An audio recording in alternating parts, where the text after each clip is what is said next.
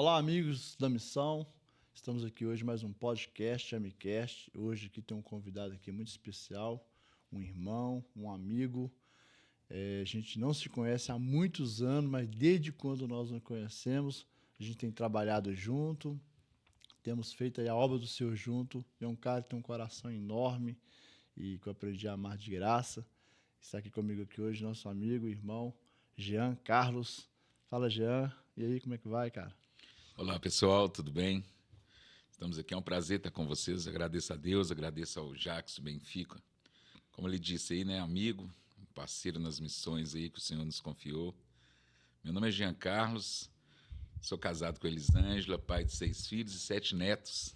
E hoje apaixonado por Jesus, né? Porque desde quando Jesus transformou minha vida e é maravilhoso poder servir a Ele. Conheço o Jacques já há poucos anos, mas é uma amizade assim estreitada, de relacionamento missional e bendito seja Deus por tudo, né? Pela oportunidade de estarmos aqui. Agradeço por essa oportunidade. Vamos para cima, né? Benção demais, mano. Então, vamos lá. Hoje você está pastoreando a igreja e continua com os trabalhos missionários, né? Fala um pouco aí de quem o Jean é e como você mistura sua vida pessoal com a missão, ou não há uma mistura, é uma coisa só. Fala um pouco pra gente aí. É interessante, né? Porque tem 13 anos, né, que eu comecei essa missão, que eu aceitei a fé e comecei a caminhar com Jesus, né? Hoje sou pastor ali na comunidade da Andara, precisamente na Casa de Paternidade, Missão e Redenção, um projeto resgate, a qual o Senhor nos confiou aí.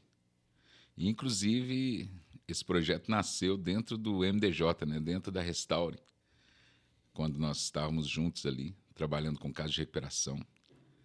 E é um tempo precioso, né, porque o Senhor hoje tem dado essa graça de nós trabalhar dentro daquilo que quase ninguém acredita. Onde não tem holofote, onde não tem muitas câmaras, né? A missão nas ruas, né? Como você sempre está trabalhando nas ruas, aí você sabe melhor que eu. Inclusive, eu tenho aprendido muito nos últimos anos, né? Precisamente nesses últimos 7, 8 anos aí que nós nos conhecemos, o Senhor nos colocou juntos. Nós acreditamos em Deus não em pessoas, não em propósito, né? E quando eu te conheci, naquele tempo, começando com casa de recuperação, e você já estava ativo lá há alguns anos já, e desde então, assim, eu fiquei apaixonado com esse trabalho, né?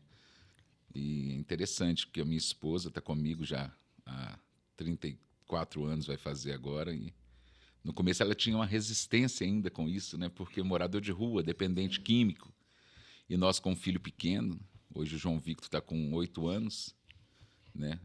É o meu filho mais novo e ele está comigo desde o começo. Inclusive, quando nós trabalhávamos no MDJ, ele, com 2 anos, já levava ele para dentro de casa de recuperação, ele ficava comigo lá nos plantões que eu fazia. E foi um tempo precioso, que hoje João é missionário, né? o João é. João é missionário, ele prega, ele chama atenção, ele exorta, Sim. Até quantos anos mesmo? O 8? João hoje está com 8, né? 8 anos. Mas desde 2 ele já estava dentro da comunidade terapêutica. Lá no MDJ eu levava ele. E quando a gente faz o trabalho de rua, ele abraça os irmãos de rua, ele não tem resistência com isso, né? Porque já começou dentro do propósito desde muito novo e é muito bom. Hoje minha família me acompanha no pastoreio da igreja, nos trabalhos, dentro das comunidades terapêuticas onde nós temos parceria, né? Porque nós trabalhamos com resgate de pessoas para dar acolhimento e o Senhor tem dado essa graça nesses dias, né? Amém. Para minha família. Benção demais. Ô, Jean, hoje você trabalha, o seu foco essencial de trabalho missional é dentro dos presídios ou dentro das casas de recuperação? Hoje o foco principal da missão e redenção é o sistema prisional. Sistema prisional. Sim, o ID de Jesus no sistema, né? Porque o sistema prisional é um lugar de muita tormenta, né? De muito sofrimento. As cadeias hoje superlotadas, muitos jovens dentro das cadeias. E a gente adentra para dentro das penitenciárias, né? Nós adentramos para dentro das penitenciárias com o propósito de evangelizar e discipular e também batizar. Mas, nesses últimos anos, nós temos pedido a Deus para nos dar graça, para dar destino, né? Você sabe melhor que eu, né? Trabalha com casa de recuperação. As pessoas, ela entra e sai na casa de recuperação, entra e sai no presídio. E se ela realmente não tiver um encontro com Jesus, não for transformada de dentro para fora, ela não consegue achar, né, o caminho que é Cristo. Eles não conseguem ressocializar, né? É porque, na verdade, se não houver uma cura, uma libertação, uma transformação, o ciclo só repete, né? Fica um ciclo vicioso. Então, eu acredito que esse trabalho dentro dos presídios, ele não é só importante, como essencial e fundamental, que também de destino, né? Que faça um trabalho de acompanhamento. E você tem a casa de paternidade, e você acolhe também homens quando termina o tempo ali de reclusão, para dar destino, para arrumar um emprego, até ele poder voltar para a sociedade. Como é que funciona isso? Fala um pouco. É um desafio, né, Jacques? Porque quando o Senhor me deu esse projeto Missão, e ele falou para mim que era para dar destino para as pessoas. Porque é o que você falou aí, a pessoa vai presa e, geralmente, quando ela vai presa, geralmente ela desliga da sociedade, às vezes a família já está muito cansada com a criminalidade, drogadição, tudo ali influencia para que a família abandone o cara. E às vezes ele é condenado a alguns anos e passado o tempo, muitos perdem a família, perdem a esposa, os pais, os familiares cansam, e quando o cara conhece Jesus na cadeia, realmente ele sabe que não tem outro caminho, que o caminho somente é Cristo Jesus, ele até quer Jesus, mas quando ele sai aqui fora, ele não tem um apoio, né? Da família, porque ele errou muito. Da sociedade, porque raramente a sociedade vai acreditar num ex-presidiário, num criminoso. E então, assim, quando Deus deu esse projeto, né, nós temos um projeto que chama Projeto Cara. É uma casa de acolhimento resgatando as almas. E qual o intuito? Nós estamos começando, né, um desafio grande, e o intuito é pegar aqueles irmãos que estão apaixonados por Jesus, que realmente cumpriram pena, realmente estão apaixonados, e ajudar eles a ressocializar, né? Buscar uma porta de emprego, buscar a restauração, restituição da família, através da oração, através das visitas, né, aos familiares, e tentar mostrar que realmente Jesus transformou aquela vida. Estamos ali, né, é um braço da igreja, é um desafio grande, porque hoje em dia, para você acreditar numa pessoa, principalmente um cara que antigamente era bandido, o cara roubava, às vezes o cara matava, o cara já matou, já roubou, já fez N coisas, e você levar ele para dentro de uma casa para poder cuidar dele, acreditando, é só com o poder de Deus mesmo. Mas nesses últimos anos nós temos conseguido ajudar alguns, inclusive teve um que cumpriu mais de 30 anos de pena, né? E já passou com nós já, e voltou para a família, outro também. E geralmente é interessante, porque a maioria desses homens já são diáconos, pastores, evangelistas, homens que Deus elegeu para um propósito, né? Chamou, vocacionou. E dentro dessa caminhada com Jesus, ele vai descobrindo seu chamado, sua vocação, mas ele não tem assim um norte ainda. E é necessário. E o nosso propósito nessa casa é isso, é dar um destino. É discipular. Discipular para que ele tenha um destino, né? Acontece também muito da pessoa cumprir pena, né? Ela cumpre pena, ela se acerta com a sociedade, com a justiça, mas quando ele sai do presídio, ele não tem um lugar para ir. E às vezes, como ele mudou de vida lá dentro do presídio, durante a pena ali, ele aceitou Jesus, converteu, e talvez o único lugar que ele teria para voltar seria o lugar onde que talvez pertencesse uma gangue, uma facção, uma organização criminosa. E aí essa casa acolhe ele, né? Porque senão ele acaba voltando para esse lugar e é perigoso ele retornar para as atividades. Você acha que isso é possível acontecer? E essa casa ela pode acolher esse tipo de pessoa que fugiu mesmo, está fugindo deste lugar, fugindo dessa situação, quer mudar realmente de vida, né? Esse é um dos propósitos da casa, não é isso? Sim, sim. O requisito primário da casa é o indivíduo tem que estar apaixonado por Jesus, né? E quando a gente faz o discipulado dentro da cadeia já, acompanhando ali nas visitas religiosas, né, que nós temos os trabalhos na espiritualidade dentro das unidades prisional, nós vamos acompanhando, juntamente com a equipe, né, de funcionários lá, assistência social, psicólogos, trabalhando direto com a direção da unidade, para poder identificar o perfil de cada um, certo? Que alguns nós já conhecemos, porque como nós estamos semanalmente, quinzenalmente em cada unidade, você vai criando um vínculo, né? Mas isso acontece muito, a residência é grande, por quê? Porque o cara, igual você falou aí, é a mesma coisa da juventude hoje. A juventude hoje, às vezes o pai, né, tá cheio de filhos órfãos de pai vivo, porque está dentro de casa, o pai não dá atenção, a mãe não dá atenção, e o que a biqueira vai dar atenção. O tráfico vai chamar ele para atenção. O cara que está roubando vai chamar ele para roubar. E ele vai achar um porto seguro ali. Assim, o cara vai criando vínculo. Quando vai preso, ele cumpre anos de pena. Quando ele vai voltar, a família está cansada, não quer saber. E o tráfico acolhe. Então, para o tráfico não acolher, o cara não tem para onde ir. Aí que nós entramos com essa casa para poder acolher ele. Lá ele vai como se fosse a moradia dele temporária. Porque o nosso propósito é esse, é que o cara se encontre na área profissional, se encontre na vida, nos sentimentos dele, nas emoções que foram feridas, né?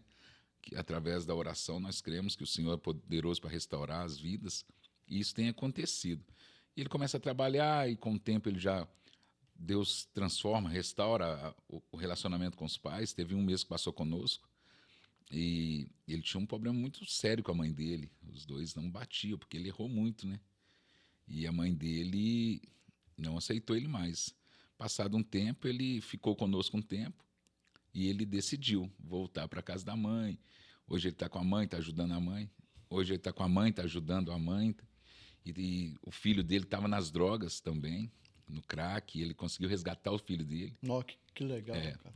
Resgatou o filho dele, trouxe o filho dele para perto. Hoje ele está morando com o filho. Começou a trabalhar, arrumou um emprego. Já está há mais de 2 anos trabalhando. Ele ficou conosco pouco mais de 6 meses. Então passou pela casa. Suficiente para dar um destino ali, para firmar os passos. Isso. Teve um emprego e voltou para casa da mãe, ficou um tempo com a mãe. Hoje já está morando sozinho, cuidando do filho. Tirou o filho do crack. E o filho já está trabalhando também. Uau, glória a Deus. E a nossa oração é essa. Aquilo que nós fazemos para eles, nós sempre instruímos eles a fazer para outro. Então, isso fortalece a gente, né? É uma casa de passagem, mas é um lugar que nós procuramos dar destino para as pessoas. É o que falta hoje na criminalidade. É alguém chegar e abraçar um criminoso, não olhando ele como bandido. Sim. Olhando ele como uma pessoa que Jesus morreu por ele. Não olhando para o crime dele, para o pecado dele, né? Mas olhando, acreditando que ele vai ser um remidor, assim como o Senhor nos levantou, né? Glória a Deus. Que bênção nesse trabalho. Eu acredito que a gente precisa de mais casas assim, né? Casas de paternidade, casas que dão destino a esses homens. A gente teve aqui nesse podcast que bateram um papo um dia com o Edson, e o Edson também faz esse trabalho dentro de presídio. E a gente percebe que falta isso, né? E muitas vezes você é criticado por isso, por visitar presídio, as pessoas te criticam. Como você lidar com essas críticas, como você lidar com esse tipo de desafio?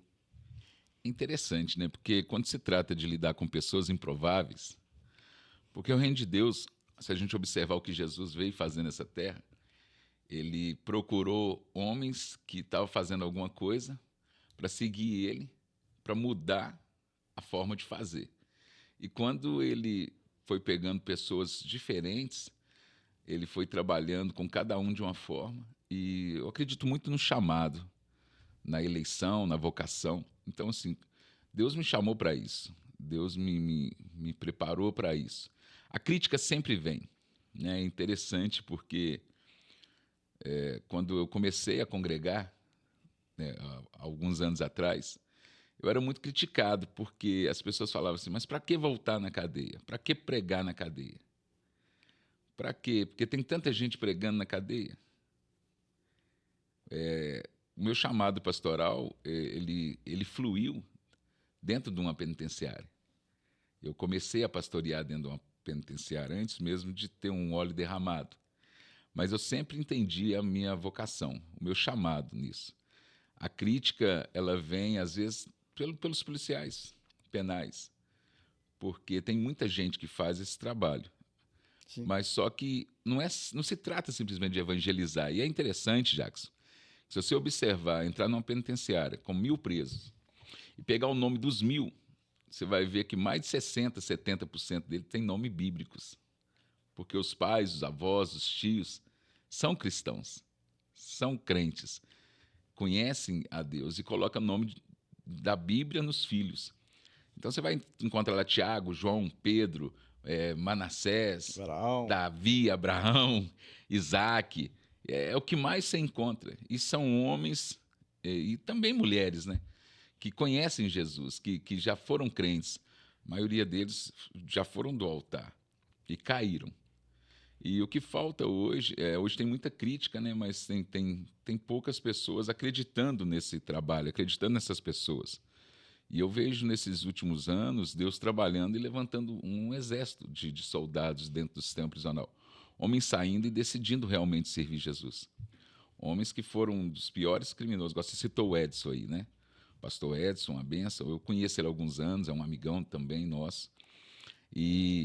Mas é uma referência hoje para mim. É uma referência para muitos que estão lá dentro. Porque é um cara que foi transformado e hoje Deus usa ele para transformar. E igual a ele, tem saído dezenas de centenas.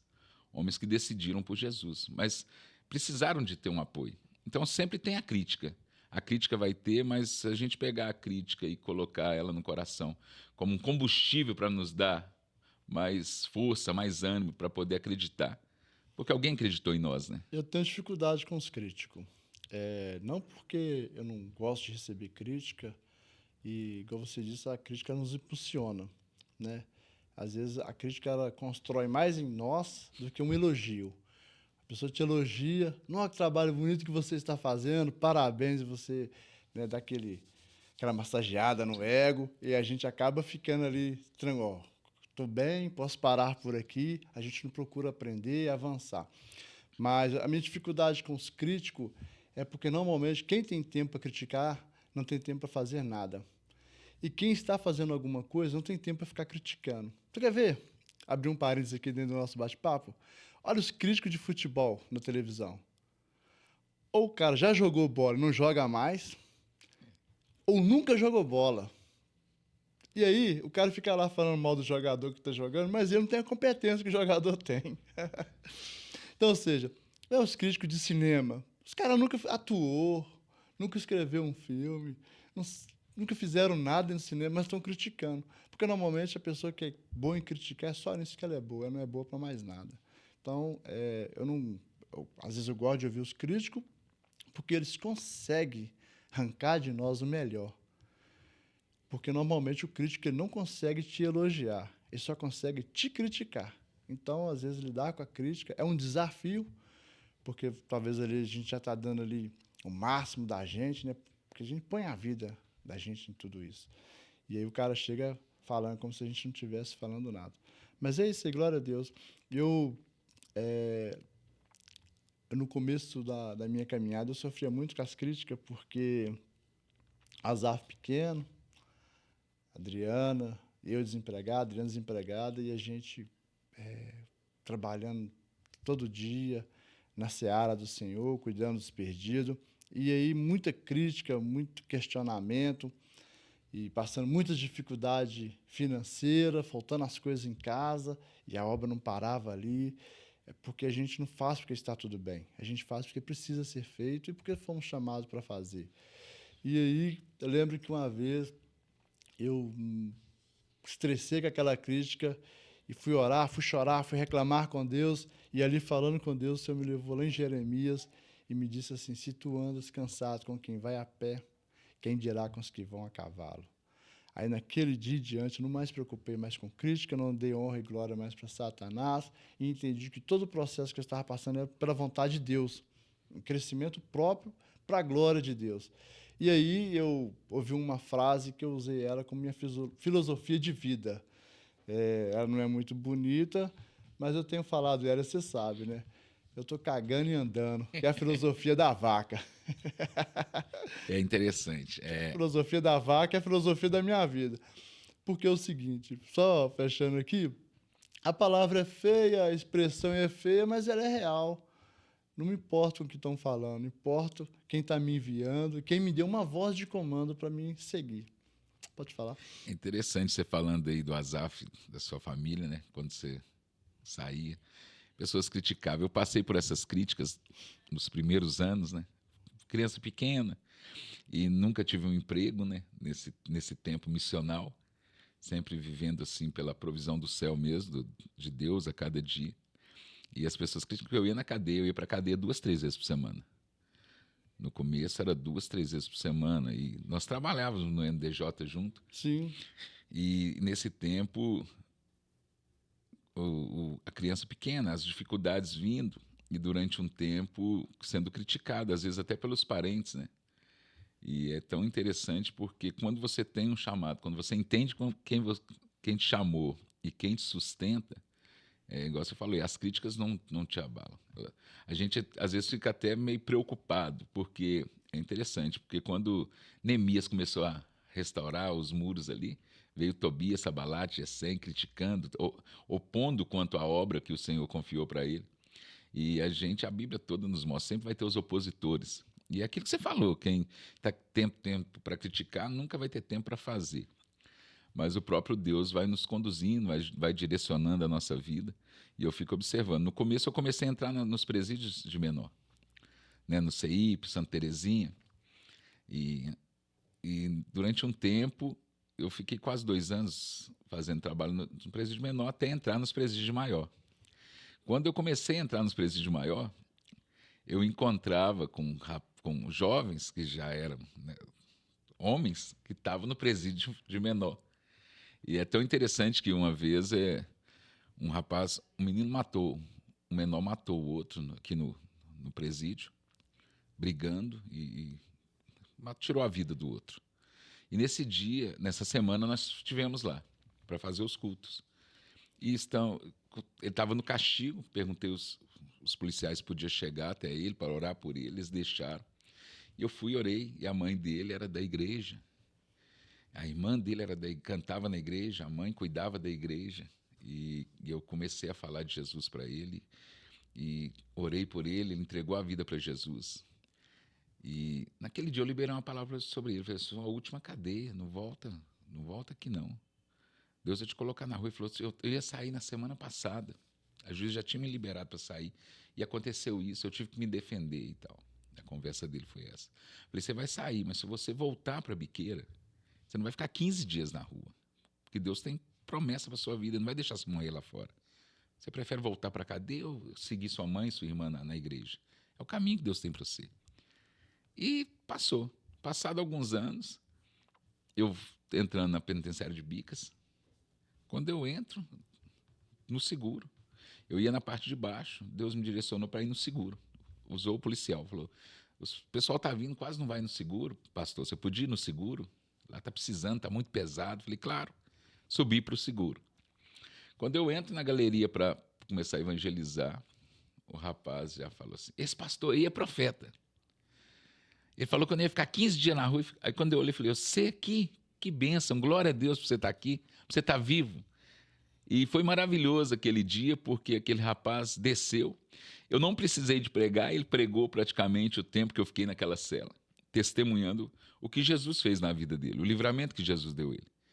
Então, assim, a gente somos criticados aqui fora, às vezes somos desmotivados, mas quando nós entramos dentro do sistema prisional, eu sempre costumo dizer que é uma forma que o Senhor traz para a gente fortalecer, né, a nossa fé, fortalecer o relacionamento, fortalecer o vínculo.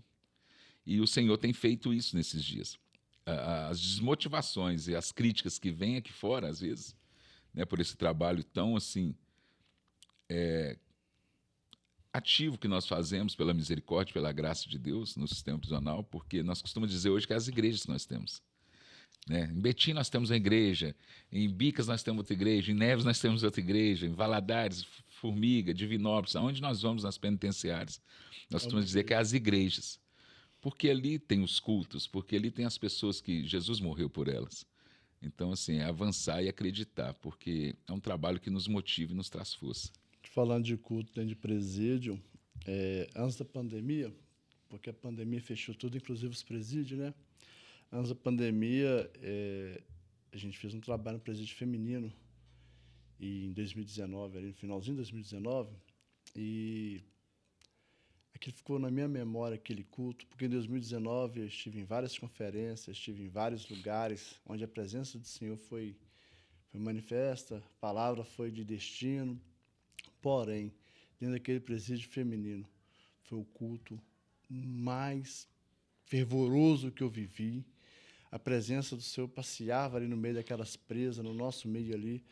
E foi o culto que eu sempre falo sobre esse culto dentro desse presídio. Foi um dia que nós passamos dentro do presídio, mas a glória do Senhor se manifestou do momento que nós entramos até o momento que nós saímos. Eu acredito que ela permaneceu ali. Foi um dia abençoado demais.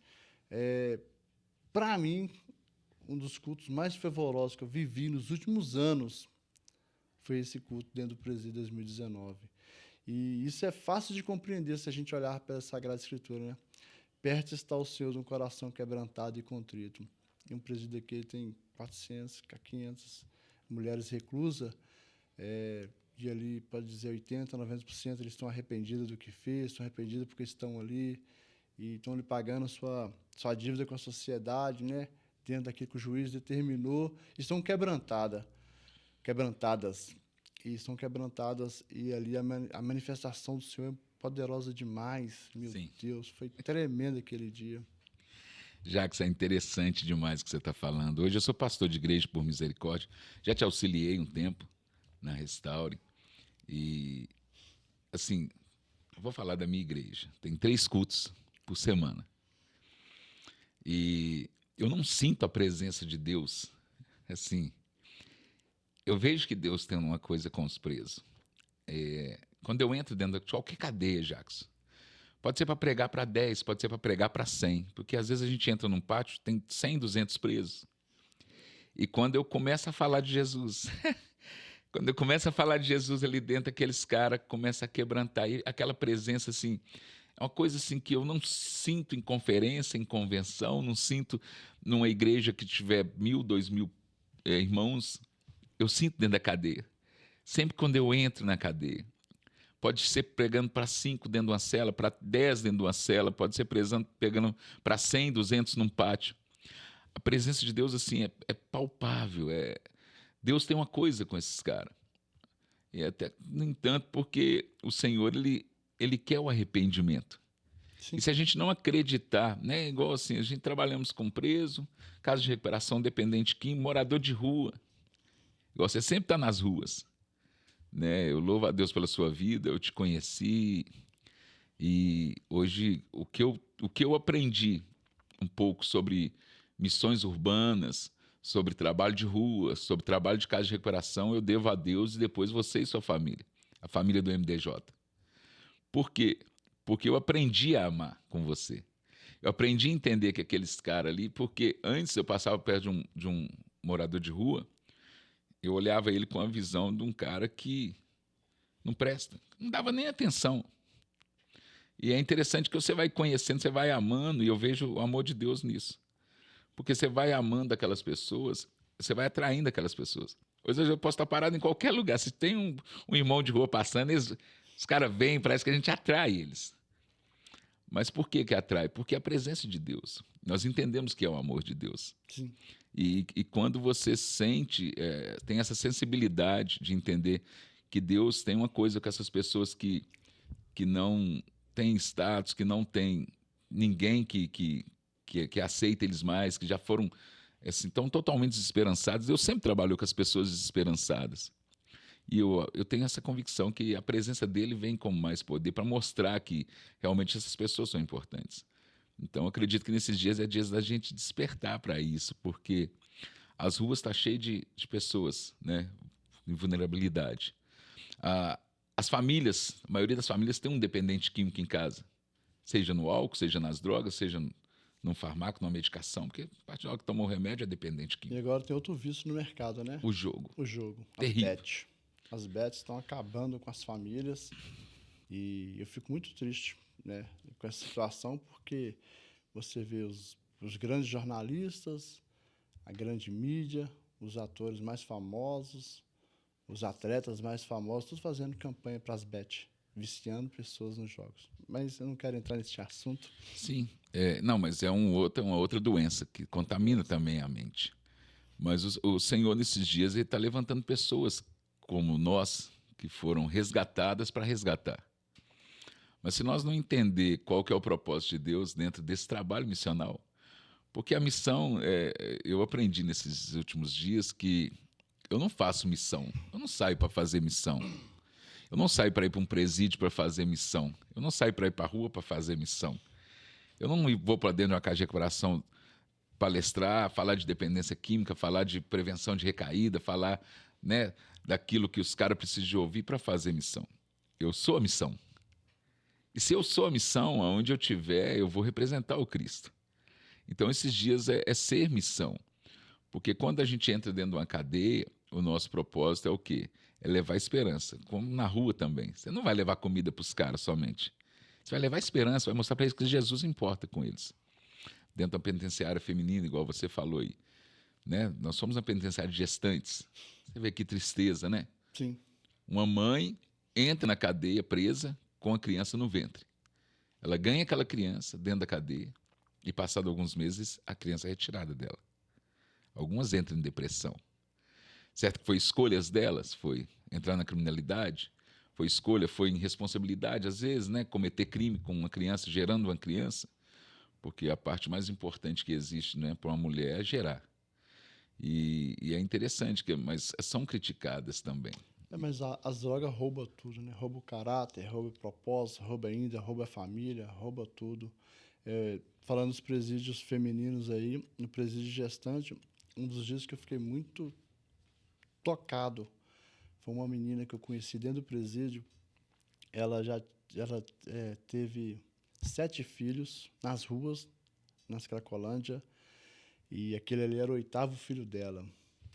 E ela passou a amar aquele bebê porque aquele, de verdade, ela gerou ele sem drogas, sem estar nas ruas. E aí ela estava desesperada e, né, com quadro já depressivo, exatamente por isso, porque ela tinha que cumprir uma pena e não poderia ficar com aquele filho. E aí ela sentiu outras dores, porque os outros 7 filhos, ela não teve condição, por causa da drogadição, de cuidar deles. E aí perguntou, mas e os seus outros filhos? Ela falou assim, não sei onde está, nasceram na rua, nasceram em qualquer lugar, não tem informação. E aí ela começou a sentir a dor dos outros 7 filhos que ela perdeu por causa das drogas.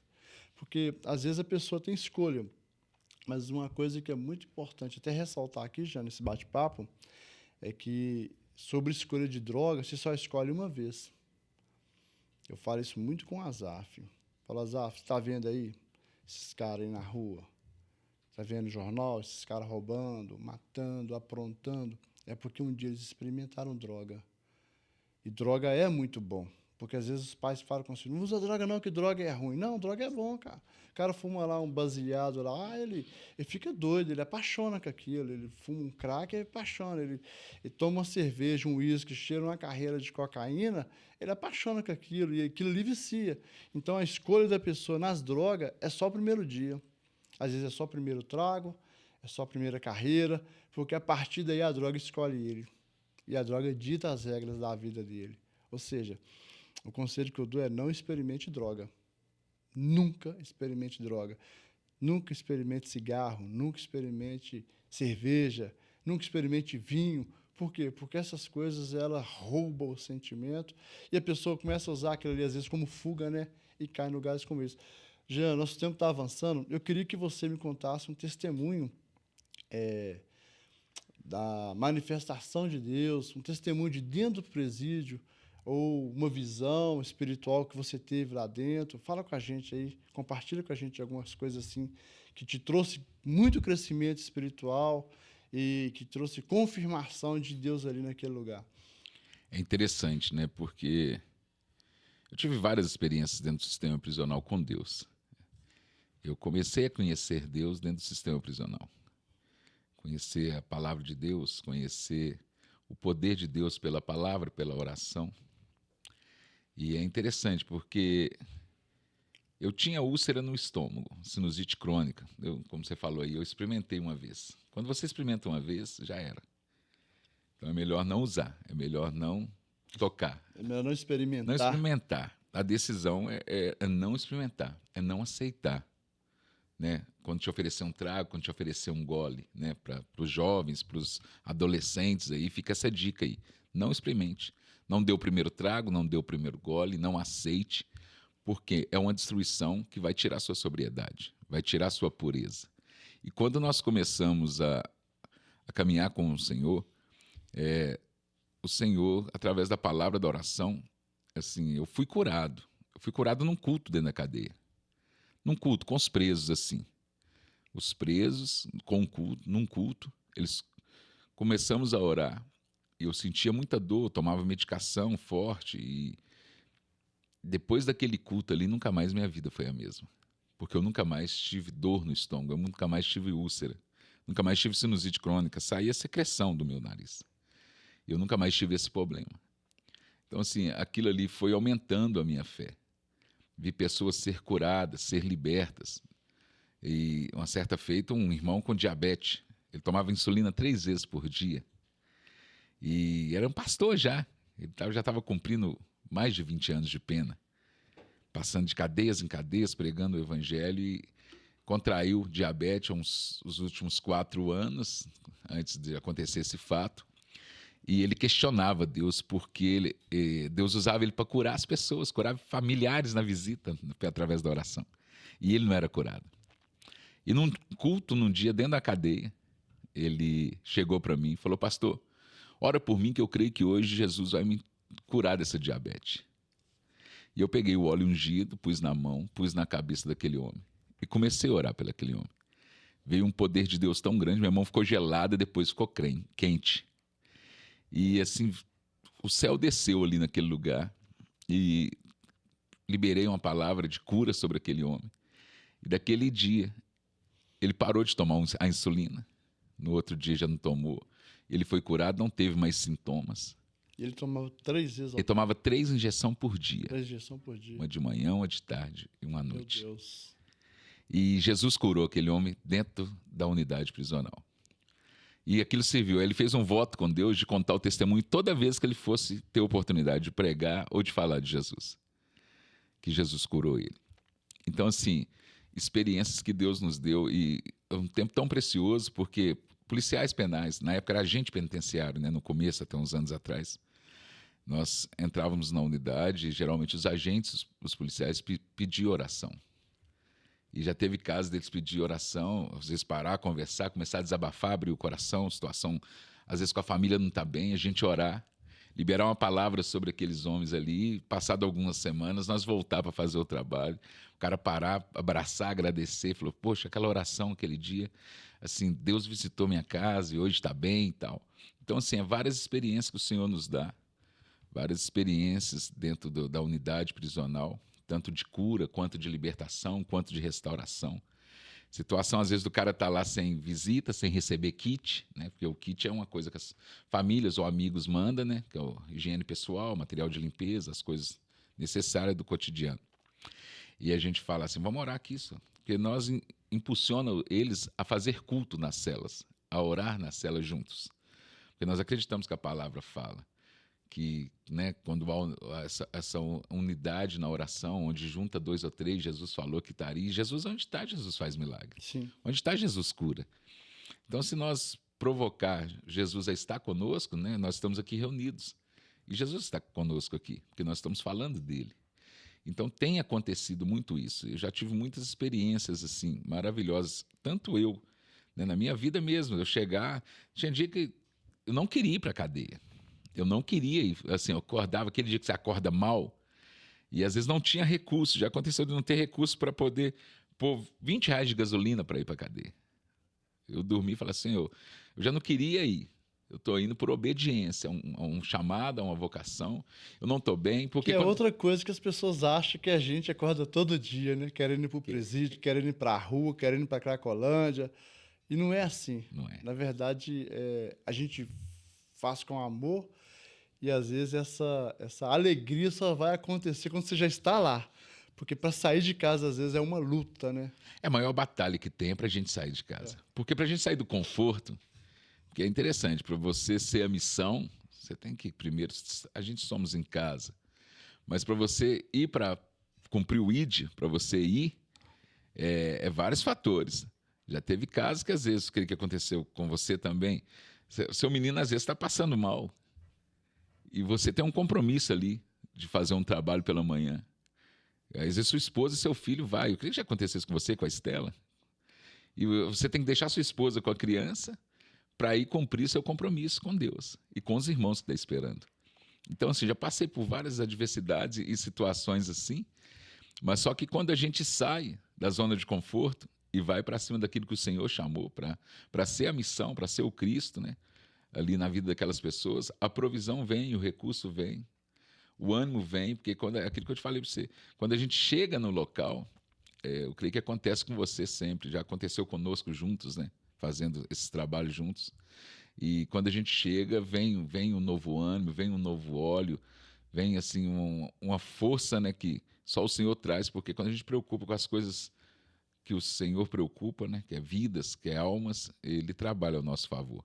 Então, a cada dia a gente vai aprendendo, né, e a fé vai se fortalecendo, né, vai criando músculo como se fosse academia, né. É verdade. Jean, fala um pouquinho pra gente aí, porque é um mito, né? Muitas pessoas não querem ir no presídio porque acham que lá só tem estupradores, que os homens estão lá que não vê mulheres há muito tempo, e acham que mulher não pode entrar em presídio. Inclusive, a gente conhece um grupo gigantesco de irmãs que estão lá todas as semanas fazendo um trabalho fantástico, né? Levando cura e restauração. Fala um pouquinho, quebra um pouco desse mito aí. Lógico que a gente sabe que tem uns protocolos de segurança, né? Porque é um lugar hostil, são pessoas que estão ali cumprindo pena, pagando sua pena com a sociedade. E não é um lugar bom de se estar, né? Às vezes ali 10, 20 homens numa cela só, às vezes menos, mas está recluso. Mas fala aí, quebra aí um pouco esse mito aí, Sim. porque muitas pessoas acham que assim, que é muito, muito, muito perigoso. Só que antes de você contar, eu quero contar aqui um testemunho, quando nós fomos naquele presídio, no interior, fazer o batismo. E papo. E quando nós estávamos lá, o pavilhão ao lado teve uma rebelião. Eu sempre conto aquele testemunho da manifestação da glória de Deus, por quê? O procedimento de segurança, quando começa qualquer rebelião, todo civil tem que sair do presídio. Todo civil tem que sair para fora dos portão principal. E nós ficamos ali no pátio, né? Entre os pavilhões. E eu falo que aquele dia eu vejo assim um levante do inimigo, aquela rebelião começar no pavilhão, teve um princípio de incêndio, de violência ali, a gente não sabe o certo que aconteceu, mas eu lembro que eles pediram a gente para sair, questão de segurança, para sair de dentro do banho de sol ali, onde os irmãos estavam, a piscina já estava cheia, os irmãos já estavam ali aguardando, o culto já estava acontecendo, a glória já estava manifestando naquele pavilhão, e no outro pavilhão ao lado estava o inferno. Eu lembro que os agentes nos pediram para sair, quando nós saímos, nós vimos a tropa de choque chegando, aquela confusão toda.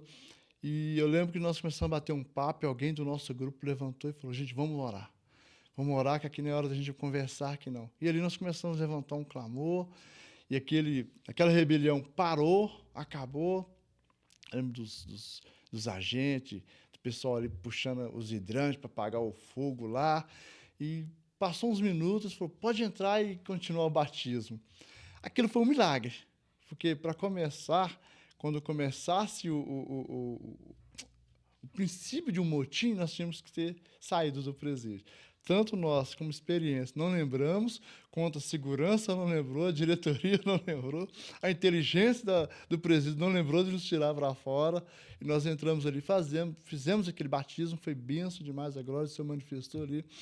E eu lembro, assim, com muito detalhe, quando nós estávamos indo, e alguns entrou na sala da diretora lá para despedir. Falou, vocês estão aqui ainda? É interessante, porque se a gente decidir fazer o que Deus direcionou para fazer, aquele dia foi maravilhoso, em Valadares, né? E nós tínhamos um propósito, nós estávamos orando para acontecer aquilo. É um desafio muito grande, porque quando fala de batismo, é certo que na unidade prisional, hoje em dia, o sistema prisional mudou muito nos últimos, de 2005 para cá.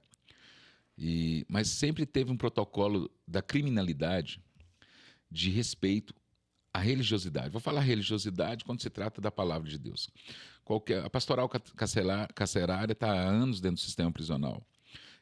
Os evangélicos, né, começaram a entrar no sistema prisional depois. As igrejas vão, fazem os cultos, fazem os trabalhos, mas tem uma reverência muito grande dos presos. Pode ser um bandista, pode ser uma pessoa que é católica, pode ser uma pessoa que é espírita, não um ateu. Entrou com a Bíblia dentro do sistema prisional, entrou para pregar a palavra, eles têm respeito. E aquele dia foi um dia maravilhoso. Nós vivemos isso aí também em Ribeirão das Neves, em uma das unidades lá, no dia de batismo. Foi quase igual aqui, só não chegou ao extremo como foi lá, né, em Valadares, né, que chegaram a pôr fogo.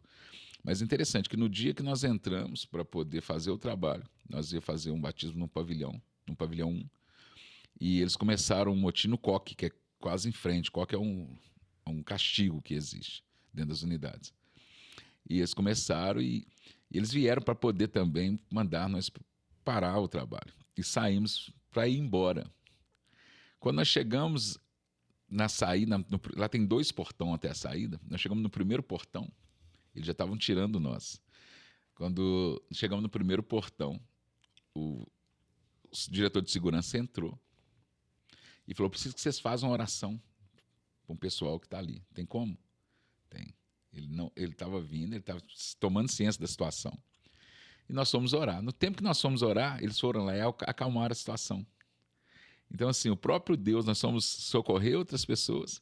O próprio Deus foi lá, acalmou a situação. Eu conversei com ele liberou para nós voltar para poder fazer o trabalho, fazer o batismo, e foi uma maravilha também nesse dia.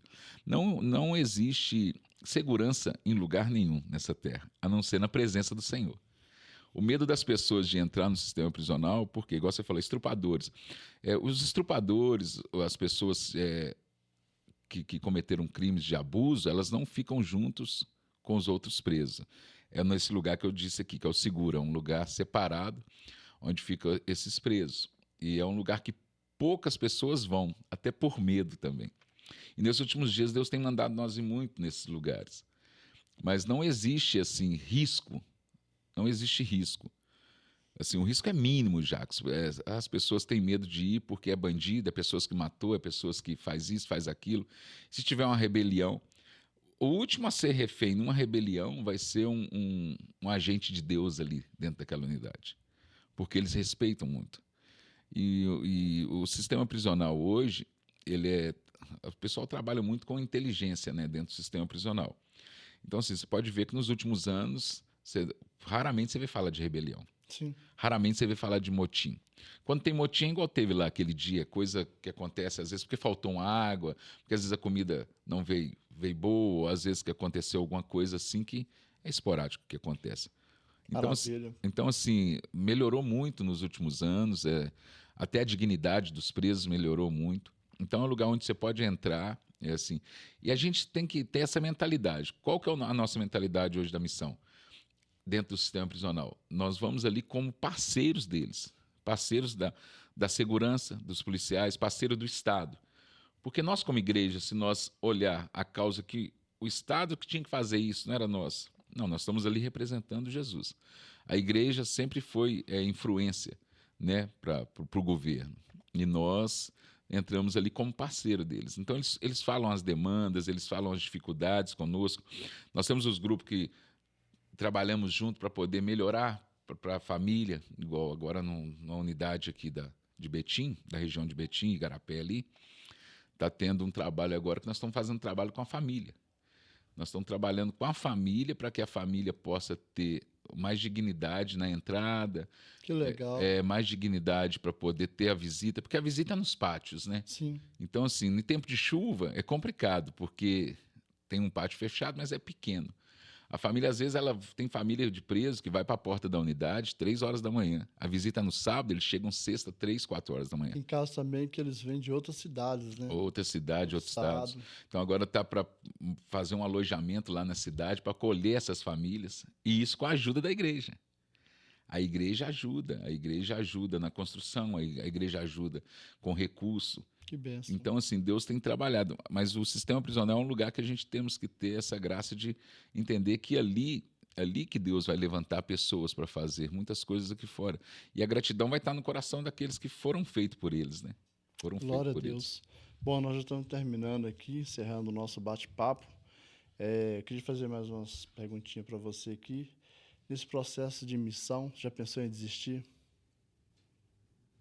Da missão? Nesse processo missionário de vida, já pensou em parar, desistir? Você acredita que não? Não, que bênção. Assim, o que acontece? A motivação é diária. Porque eu acredito que é um combustível que eu tenho hoje. É servir o outro. Eu tenho aprendido isso.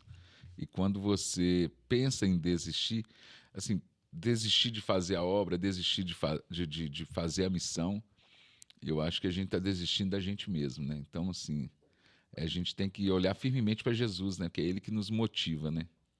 Mas graças a Deus, não. Benção, glória a Deus. E como é que você consegue lidar com as dificuldades, com a escassez? Porque tem. A gente sabe que é um trabalho, como você me falou, às vezes falta o dinheiro para gasolina. Como é que você lidar com isso? Como você tem lidado com isso? Eu tenho aprendido a dependência de Deus em oração. Então, assim, quando a gente decide estar sempre em oração, buscando o recurso, a provisão, a nossa necessidade vai estar sempre em Deus. E Deus sempre supre. E a gente sempre é suprido por Deus. Seja a minha casa é suprida por Deus, a missão é suprida por Deus. E os desafios vêm, né? Nessa hora bate, a alma da gente grita, dá uma vontade assim, você pensar assim, eu vou arrumar alguma coisa para fazer para poder ajudar, né? No recurso, para ajudar naquilo outro, mas só que a gente temos que confiar. E nós temos lutado nisso aí, para confiar, para poder buscar uma sabedoria de Deus, para poder fazer as coisas em unidade, sempre trabalhando com os irmãos, os voluntários, da equipe, trabalhando a generosidade de cada um no pouco. Esses dias para trás, teve uma necessidade de uma irmã lá de Valadares. Deus até recolheu ela de câncer. Ela ficou doente, precisava de levantar um dinheiro para poder comprar uma medicação. E é interessante, nós fomos compartilhando, quem puder ajudar com 5, 10 reais, precisava de 400 reais. Rapidamente, o dinheiro foi levantado. Então, assim, nós já estávamos em oração, veio essa necessidade. Passado algumas semanas depois, Deus levou ela. Mas, assim, a gente sempre tem trabalhado assim. Tá com a necessidade, Jacos? Seu carro estragou? Estragou. Então, está precisando trocar um amortecedor? Põe no grupo lá, vamos. Quem pode ajudar? A gente tem trabalhado com isso para dar a oportunidade das pessoas participar. Sim. E Deus tem levantado pessoas de fora que não participam fisicamente, mas com a sua oferta, com a sua oração, tem participado e Deus tem trago escape em meio a isso aí, né? Glória a Deus. Bom, realmente nosso tempo está indo embora. E eu queria que você deixasse aí uma palavra de incentivo, uma palavra para quem está querendo começar e não sabe por onde, quem parou, quem desistiu. E deixa uma palavra aí. É interessante porque você talvez está parado no caminho, né? Está parado, desmotivado. É interessante que se a gente desmotivar, a nossa motivação tem que ser Deus, tem que ser Jesus. Então que você possa acreditar naquilo que você foi chamado. Porque eu creio que o Senhor te chamou, te elegeu, te vocacionou para um propósito específico. Alguns vão no hospital, outros vão no presídio, outros cuidam da igreja, né? Outros, né, vão para a rua, vão para uma casa de recuperação.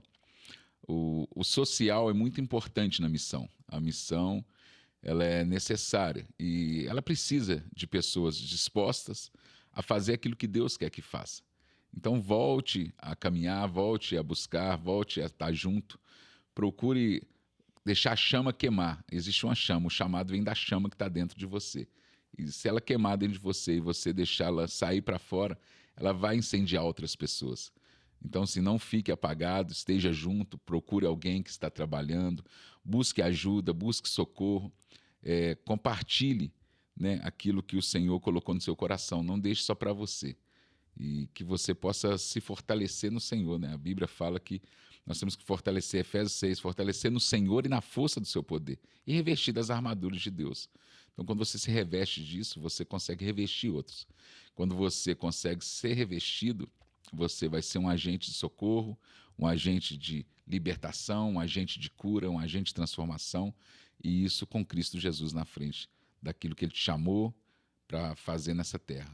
Aproveita, o céu está dando oportunidade de nós participar daquilo que Ele está fazendo na terra. E esses dias estão propícios para isso. Glória a Deus. É isso aí. Quero te agradecer, né, por abrir aqui o teu coração, nos inspirar, nos incentivar, nos motivar a caminhar aí. Obrigado pela sua vida. Louvo a Deus pela sua vida, pela tua casa. E que possamos aí continuar aí, enquanto Deus permitir, continuar trabalhando aí juntos aí, fazendo a obra do Senhor. E você que está nos assistindo, nos assistiu até aqui, obrigado pela tua companhia. Eu quero te pedir, compartilhe esse vídeo com que você acredita que precisa ouvir, compartilhe esse podcast, deixa o seu like aí, segue a gente aí, que fortalece, Deus abençoe. E estamos encerrando aqui mais um podcast, AmeCast. Ames, a missão é sua. Deus abençoe. Até o próximo episódio.